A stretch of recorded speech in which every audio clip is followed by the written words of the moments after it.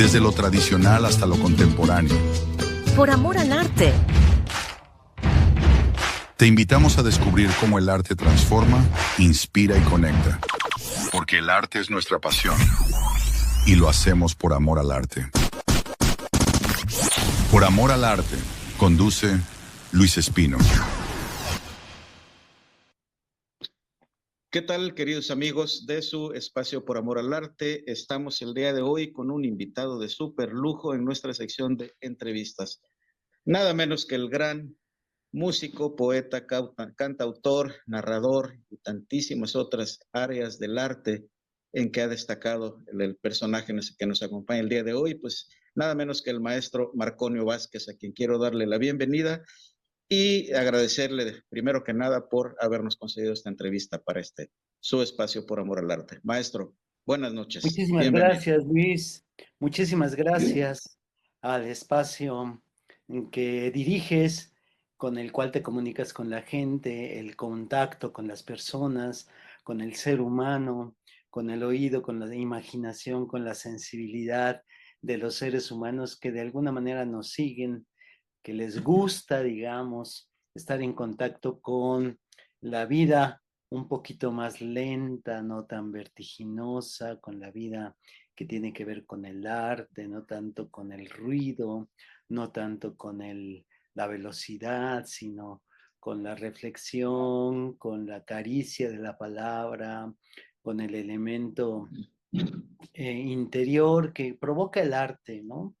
El arte provoca emociones muy poderosas que a veces no tenemos la oportunidad de manifestarlo en ese momento, sino que el arte tiene esta doble comunicación. Primero lo vemos, lo sentimos, lo oímos, lo escuchamos, lo palpamos en ese primer contacto y después lo volvemos a sentir, a contactar, a integrar y entonces decimos, ay, estoy entendiendo algo que el pintor, el cantante, el poeta, el escultor, el mismo arquitecto, el mismo canto de la ópera, que a veces vamos a la ópera y no entendemos nada, pero algo nos toca y nos pone sensibles, nos ablanda el corazón.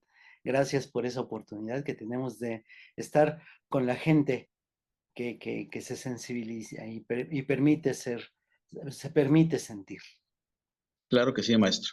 Pues antes de iniciar con las preguntas, maestro, si no tiene inconveniente, pues vamos a iniciar leyendo una reseña pues muy breve.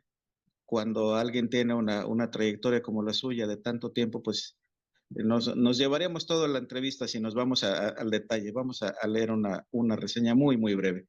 Pues tenemos que el maestro Marconio Vázquez es músico, escritor, poeta y narrador oral, ya con 35 años de actividad en estas disciplinas del arte. Con su trabajo artístico ha visitado nada menos que 26 países del orbe y pues todos los estados, todas las entidades federativas de nuestra República Mexicana. En el taller que dirige Cuéntamelo Todo ha formado pues muchas generaciones de cuentacuentos. Ha grabado música para cine, vamos a platicar un poquito en detalle sobre este aspecto, para teatro y también numerosos discos enfocados a lo que es la música tradicional mexicana. Ha publicado 3 libros de cuento, 2 más sobre narración oral, libros de poesía para niños, varios libros de texto para educación primaria, secundaria y preparatoria. Se hizo acreedor a los premios Entre Cuentos y Flores en Medellín, Colombia, allá en el año de 2013, el premio Catacumbo en Maracaibo, Venezuela, en 2015, Caracol en la Ciudad de México, también en el año de 2015, y el premio Sensontle allá en Santa Catarina, Coyoacán, en 2017, y Estrella Azteca en el Estado de México. Ha sido becario del Fondo Nacional para la Cultura y las Artes en 2 ocasiones, en 2011 como creador escénico y en 2016 para creadores escénicos con trayectoria. Está actualmente preparando 2 libros de poesía 2 de narrativa y nuevo material discográfico. Y como se dice en estos casos, maestro, y vende mole los domingos. Impresionante. Quisiera iniciar estas preguntas, las preguntas de esta entrevista, maestro. 35 años se dicen rápido. ¿Empezó desde muy joven, maestro, con esta inquietud artística? ¿O cuál fue la primera de las bellas artes que tocó a su puerta y a su corazón? ¿La música? ¿Fue la poesía? Cuéntenos un poco sobre esto, maestro, si es tan amable. La primera vez que toqué el arte fue como a los 7 años, pero no me di cuenta de que eso era arte hasta tiempo después. Yo creo que muchas personas tocamos el arte, nos dicen algo, nos muestran algo, escuchamos algo que nos despierta o más bien que nos siembra un sueño, una semilla de sensibilidad, una semilla que en algún momento va a chocar con algún agua y algún abono y va a crecer. Entonces yo pondría ahí como a los 7 años mi primer contacto con el arte, así claro con el arte. Aunque te digo que eso soy consciente mucho tiempo después. Y te voy a decir cómo fue ese contacto. Íbamos un primo y yo caminando por el cerro con mi abuelo Eusebio, por el Estado de México, por ahí por Villa del Carbón, en el Cerro de las Cruz, por esa zona. Ajá, íbamos caminando porque hacíamos caminatas con él. En ese entonces todavía sigue siendo mucho bosque, pero antes era mucho más bosque. Y caminábamos, nos invitaba a caminar con su burro, con sus perros, para ir a juntar, pues, o leña, u hongos, o escamol. Ahí íbamos caminando con mi abuelo. Entonces, en una de las veredas, en aquella arboleda verdísima, en aquella arboleda llena de luz y de sombra colada por la luz entre la arboleda y el bosque, encontramos un capulín, un árbol de capulines, y estaba lleno, repleto, pletórico, así, muchedumbre, mucho capulín ahí cayéndose todo. Y entonces, entre las preguntas que uno le hace al abuelo, yo le pregunté, oiga, abuelo, mire qué capulín tan grande y cuántos árboles, ¿no? Vamos a bajar unos capulines. Sí, sí, sí, vamos, pero entre que subíamos al árbol y que sí, que si no, que si te subes tú, primo, me subo yo, etcétera, le pregunté a mi abuelo, oiga, abuelito, ¿y qué son los capulines? Y cuando me respondió, pues fue una revelación. Pero yo no sabía qué era eso, porque me dijo, escucha lo que me dijo. Los capulines son las gotas que no cayeron al suelo y maduraron en el árbol. Un poema. Pues ahora lo sabemos. En ese entonces yo no sabía que eso era poesía. Pero sí supe algo, sí entendí algo. Que los capulines son otra cosa de lo que vemos normalmente. Que los capulines son una fantasía, que son un sueño, que son una ilusión, que además de ser una frutita que comíamos todos los años los meses de junio, además había algo, una magia regalada desde el lenguaje, desde la palabra, y desde la palabra a la imaginación, y desde la imaginación a la fantasía. Yo me quedé pasmado, porque entendí y además no entendí. Exacto. Que eso es la revelación. No, Luis, eso es la revelación. Cuando Así es. entiendes, pero no entiendes. O sea, no entiendes qué es lo que estás entendiendo. Así es. Es decir, no captas qué es lo que es. Es como cuando ves el Guernica Claro. en España, en el Museo Reina Sofía. Cuando ves esa obra monumental que se llama el Guernica y refleja el, El horror. La terrible guerra, el horror de la guerra y además cubista, además con un estilo pues raro, pero de todas maneras comprendes el dolor humano y entiendes algo que no entiendes. ¿Sí me explico? Así Por es. supuesto que sí me Claro, por explico. supuesto. No, por supuesto. Es ¿Qué un es la poco como, revelación? Es la sí, revelación. Es la revelación, la epifanía. Cuando algo te esa cae es la del palabra. cielo y algo está pasando en tu corazón, se está abriendo un capullo que estaba sembrado ahí por Dios y el gran sembrador de capullos y de surcos en el alma es Dios, entonces nos siembra un montón de cosas y van despertando con el tiempo y en ese momento despertó algo en mí a través de que mi abuelo me dijo un poema en 2 líneas. Los capulines son Sí, las gotas que no cayeron en el suelo y que maduraron en el ar. claro.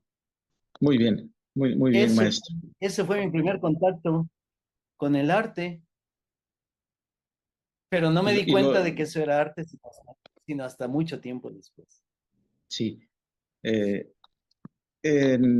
Empezó a interpretar usted música en su juventud, en su adolescencia. Vemos que interpreta también usted instrumentos, no los que todos estamos acostumbrados, digo, la guitarra, y me incluyo todos, en algún momento le hicimos la lucha para cantarle a la novia y cosas por el estilo. Usted también ha interpretado instrumentos menos comunes, por así decirlo, ¿verdad? Es decir, yo me formé como músico entendiendo la música tradicional mexicana. Yo estudié música en Así la es. Escuela Libre de Música, José F. Ujú, Vázquez, pero yo ya traía algo por el contacto con mis hermanos mayores. Mi hermana tenía un grupo de música tradicional de ujú. Latinoamérica, las quenas, los charangos, los cuatros, Así es. ajá, y ella, 10 años mayor que yo, pues ensayaba en casa con su grupo y ahí yo empecé a tocar el cuatro y la guitarra y a cantar Vuela tu vuelo, paloma Ujú, mía y La Zamba de la Esperanza ujú, y canciones que yo no sabía de dónde salían, pero yo las escuchaba en mi casa y ahí comencé, como a los 8, 9 años a tocar la guitarra. Después comencé también a tocar y hasta que después comencé a estudiar a los 16 años, no, bueno, comencé estudiando flauta desde los 13, 14 años y así estuve tocando instrumentos, pero formalmente ya entré posteriormente a la escuela y ahí en la escuela conocí a un personaje que ahora es muy conocido, que es como mi hermana, Sarina Palafox, ujú. y ella, con ella aquí junto con nosotros, junto conmigo, me introdujo también en la música tradicional mexicana porque su maestro era Héctor Sánchez de los folcloristas. De los folcloristas, así este grupo muy exitoso. Sí, sí, sí, actual, sigue vigente los folcloristas, ya Claro. con una generación completamente nueva, pero ahí en la casa de Sarina Palafox fue que yo tuve contacto con la música tradicional mexicana. Y de ahí fue que conocí el guapango, el son jarocho, el son mixteco, la música tradicional de la chilena guerrerense y oaxaqueña, la banda, la música cardenche, los ¿Cómo no? corridos, las baldonas, conocí la bola suriana, la música tradicional de Yucatán, por supuesto el mariachi, la música tradicional de Michoacán, etcétera, etcétera, etcétera. Ahí fue que conocí y me encanté. Y junto con eso viene también la poesía y las letras, porque yo empecé a estudiar letras y actuación.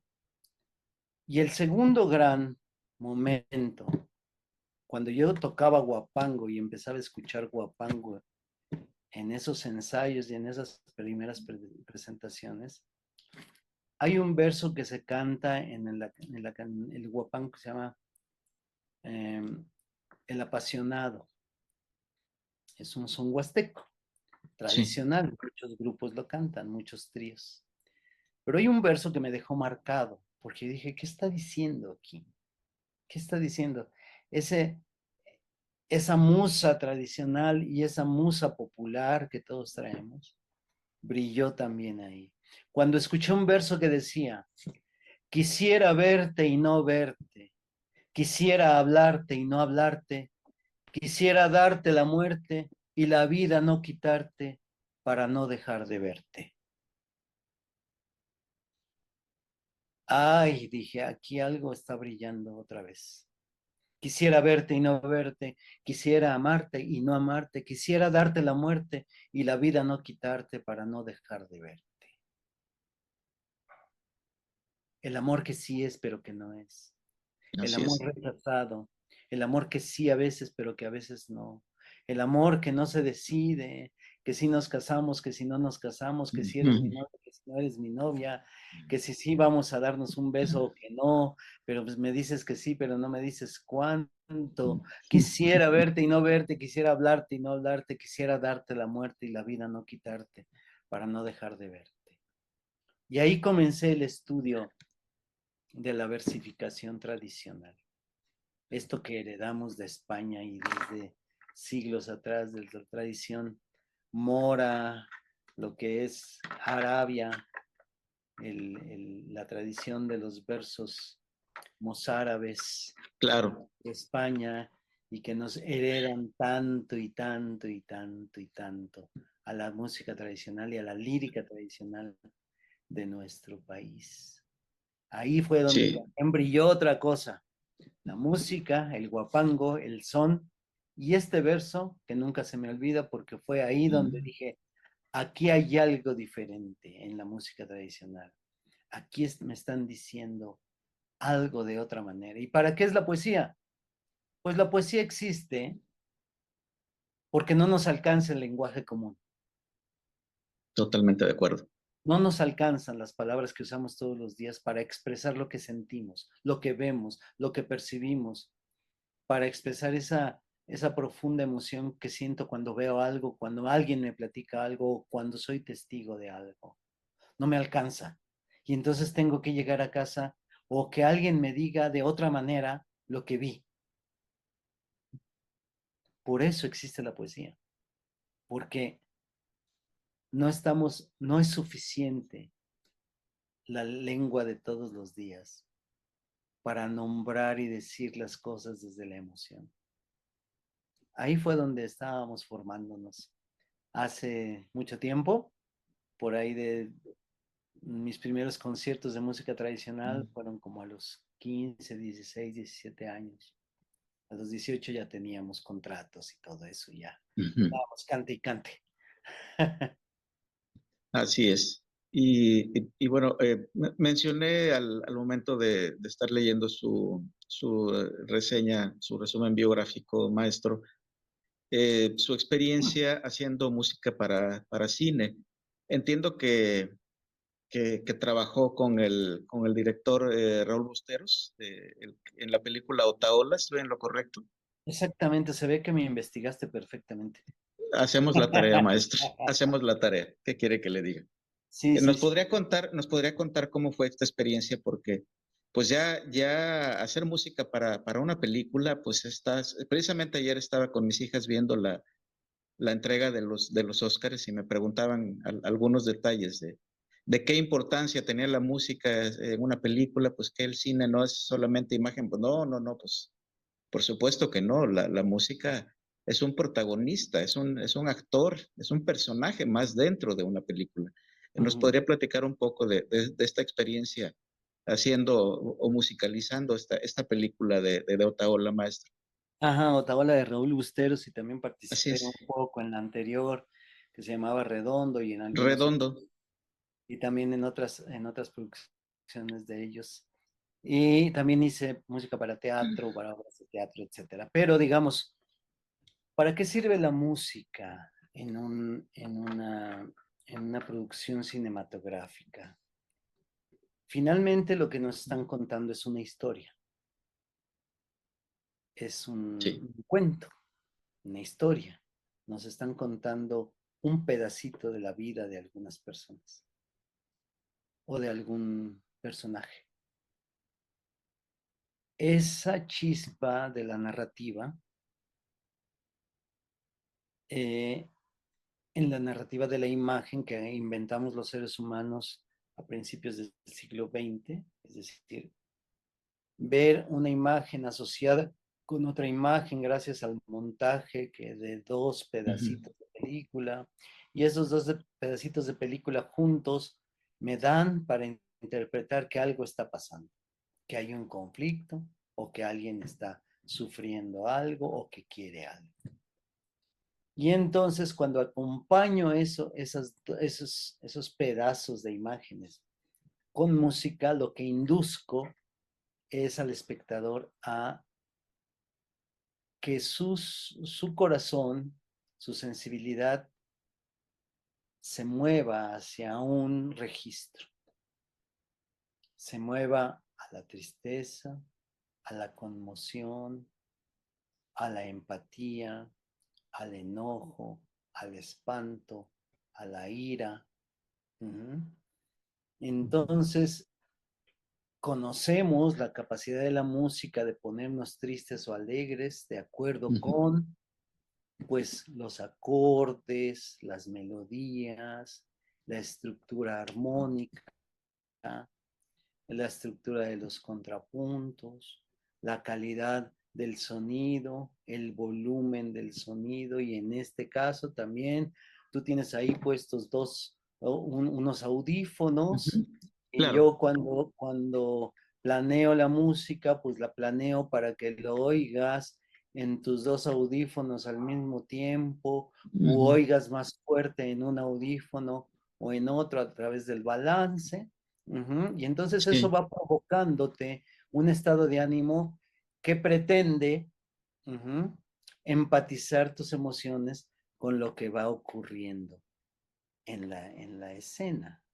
Entonces, la música es un protagonista, pero es un protagonista porque apoya el vínculo emotivo con, Claro. con el espectador. Es decir, si yo estoy viendo la salida del Titanic cuando sale del muelle Del puerto. y va avanzando, ¿no?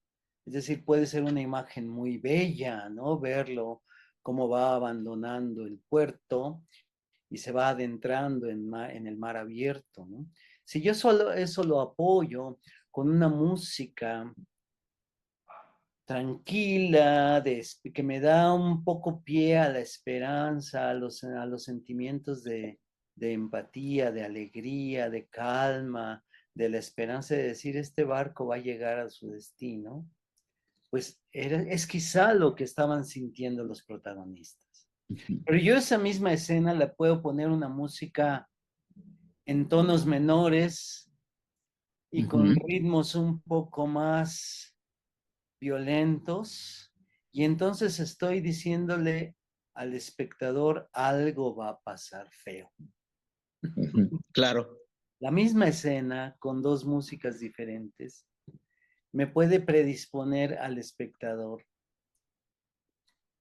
a prepararse o a tener vigencia de emociones determinadas. El director y el montaje y la música, todo lo que significa, es una tiranía del director. Él nos lleva donde quiere llevar. Donde él quiere. Sí, sí, sí, sí, sí. Un poco diferente de la novela, ¿no? Porque en la novela tú puedes detenerte y pelearte un poco con lo que está diciendo fulano, mengano, o con el argumento que te está presentando el escritor. Tú puedes detener y dices, esto no puede ser cierto, ¿de dónde lo sacó? Y vas y te detienes e investigas y vas, ¿qué significa esta palabra? Un poco puedes interactuar, detenerte, acelerar, cambiar de página, irte, y no te gustó ese capítulo y te sigues al próximo capítulo, etc. Así es. Pero en la película no. En la película te tienes que meter en el rebaño que está metido además en un cercado que nos puso el director, bueno, el equipo de producción, el director, la música, el montaje, la propia historia, el guión. Yo ahí no puedo participar mucho, a menos que me salga de la película, por supuesto. Claro. Así es, maestro. Entonces, eso es lo que hacemos en el cine. Y entonces en la película de Otaola, que es un ensayo cinematográfico, es muy interesante porque es un ensayo cinematográfico. Ujú. Era crear ambientes. Era una música donde se creaban ambientes. Ambientes para inducir un poco sensaciones. Porque la película no tiene una estructura tradicional. Es una Ujú. propuesta eh, es una propuesta eh, vanguardista un poco Ujú. de experimentación y que resultó muy interesante. Ujú. Muy bien, maestro. Bueno, como mencionábamos también hace rato, pues ya son 26 países los que ha recorrido usted con su trabajo artístico, maestro. Eh, yo sé que no quiero caer en lugares comunes, ni mucho menos, pero ¿cómo ha sido en términos generales la recepción de este arte asentado en lo que es la música tradicional mexicana que usted pues lleva a través de su trabajo artístico? ¿Cómo lo reciben o cómo lo ven en otros países? ¿Es semejante la actitud del público, la recepción del público en todos lados o en ciertos países? ¿Hay Ujú. alguna diferencia con respecto a otros? ¿Qué nos podría platicar sobre estas experiencias, maestro? Yo he visitado 26 países como cuentacuentos y como músico. Esa es la otra parte de mi trabajo. Soy narrador Ujú. profesional y soy músico profesional. Primero, México tiene un lugar privilegiado en el imaginario popular del mundo. Ujú. Así es.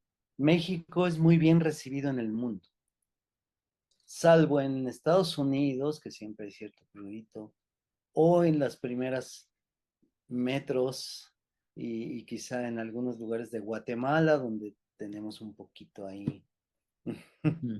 alguna natural, Ujú. nos ven como mayores y etcétera, y ya en Estados Unidos nos ven como menores, etcétera, Ujú. salvo esos dos países.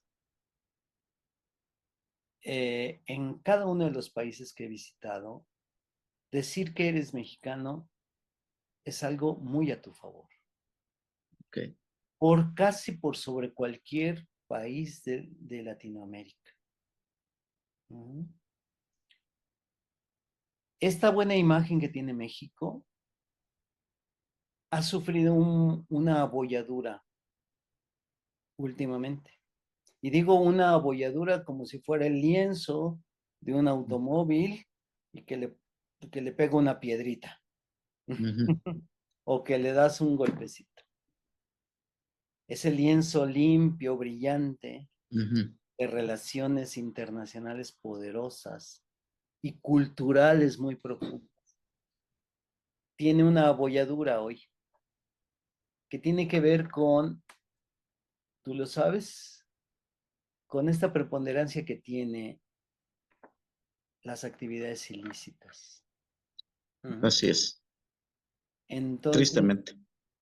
ahora, además de preguntarme por Chespirito, por el Chavo del Ocho, por el mariachi y por otros asuntos, por los aztecas, por los mayas, por muchos aspectos que tienen que ver por las ballenas, por Cancún, por la mariposa monarca. Todo eso lo sabe la gente, ¿eh?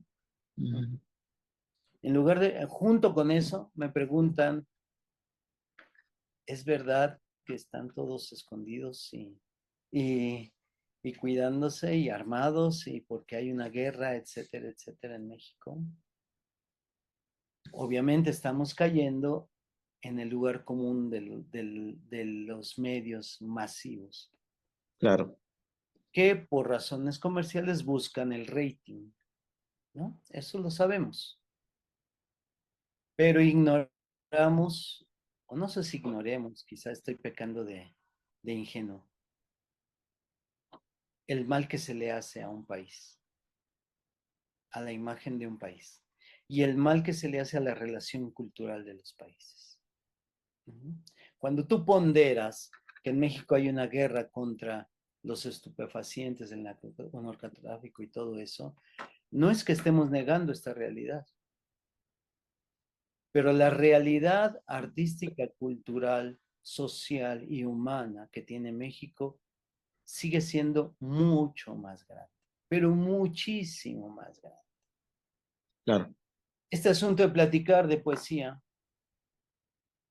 o de música, o de cuento, o de cine, tiene un trasfondo cultural mucho más grande, mucho más trascendente de lo que nosotros vemos. Porque, por ejemplo, si nosotros, eso también lo sabes, y lo sabe mucha gente que nos escucha. Si es cierto que Brasil es el mayor campeón de fútbol del mundo, si hiciéramos un campeonato mundial de poesía, nosotros seríamos como el Brasil del mundo. Wow. De ese tamaño te lo pongo.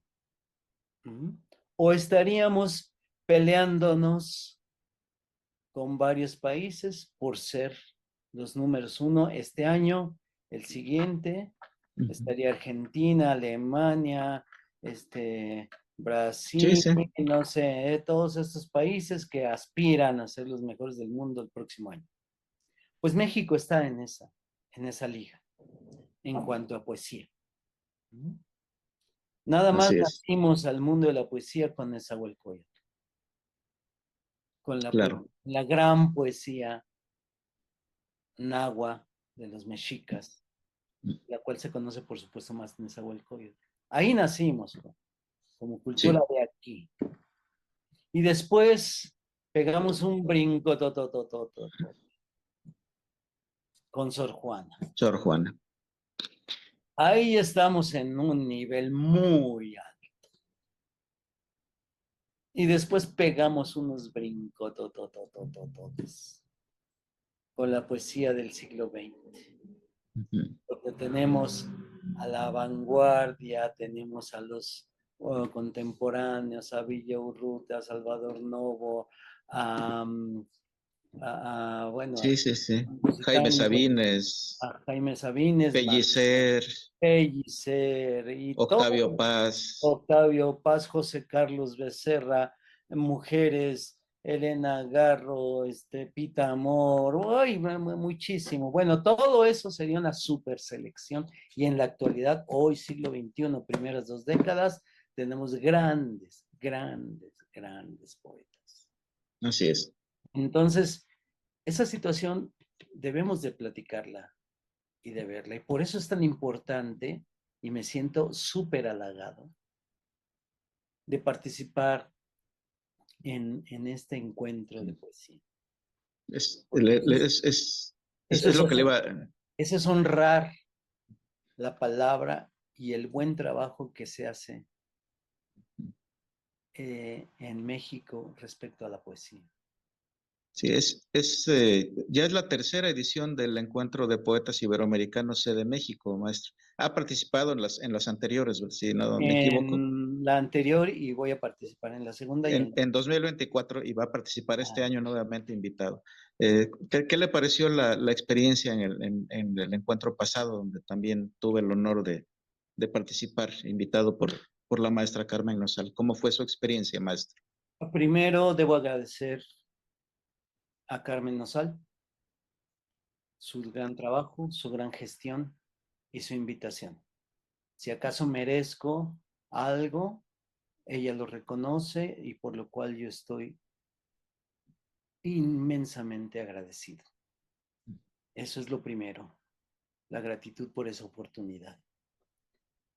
Después decirte que las voces poéticas que se escuchan en un encuentro es muy importante tener esa variedad y esa multiplicidad de ideas poéticas, de formas poéticas, de acercamientos a la palabra.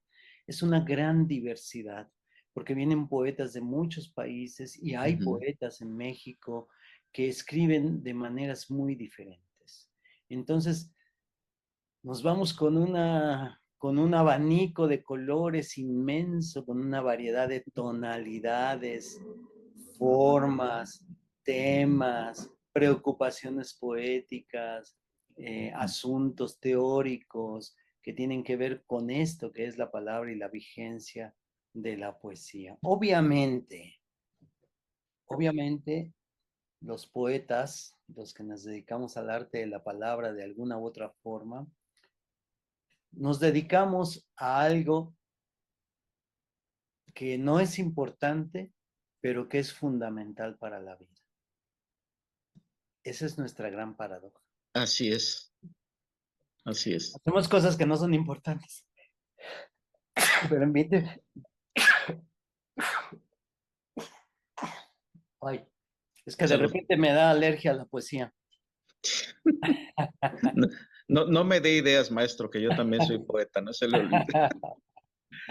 Sí, Eh, muy cierto. entonces, nosotros nos dedicamos a cosas sin importancia que son fundamentales para la vida. Fíjate qué paradoja. Así es. Qué paradoja. Nos dedicamos a algo Alguien, muy soslayado, pero que es fundamental. alguna vez escuché, no recuerdo el autor de la expresión, maestro, que decía, el arte es inútil, el arte no tiene una aplicación práctica, porque si tú a una pieza de arte le das una función, una utilidad, como un objeto tal cual, como un objeto utilitario para la vida cotidiana, deja de ser arte y se vuelve artesanía. Es decir, si yo tomo un lienzo, un óleo y le doy forma de chiquihuite para guardar las tortillas, pues en ese momento lo convertí en una artesanía y dejó de ser arte, ¿no? Es un concepto que de alguna manera está relacionado con lo que usted comentaba, maestro. Eh, es, no es el arte así, a pesar de no tener una utilidad práctica, pero es algo fundamental en nuestras vidas, es lo que nos hace humanos, me parece. Y bueno, podríamos platicar, creo que por largas horas, maestro, sin embargo, pues nuestro tiempo y sobre todo su tiempo es, es limitado. Quisiera hacer una pregunta más sobre lo que platicábamos antes de iniciar la grabación, antes de entrar al Ah, aire. sí, sí. Es sobre pues este proyecto que me parece interesantísimo, interesantísimo de poner música a la obra o a conceptos o elementos extraídos de la obra de Juan Rulfo, nada menos, de este extraordinario escritor mexicano, al que se considera pues casi el padre del realismo mágico y que influyó en otros, muchos, empezando por el propio Gabriel García Márquez. ¿Qué nos puede contar de este proyecto tan interesante, maestro? Bueno, el asunto es que el maestro Rulfo, todo el mundo lo conocemos como narrador. Muchos dicen que la mejor novela mexicana es Pedro Páramo, Pedro Páramo. es extraordinaria, y que un gran libro indispensable en la historia de la lengua española, Pedro Páramo y El Llano en Llamas. Uno de los grandes secretos de Rulfo es que nosotros podemos, o sea, para mí, obviamente, la expresión exterior de Rulfo es una narrativa, es una novela y son dos cuentos. Pero esos cuentos están lloviznados de poesía.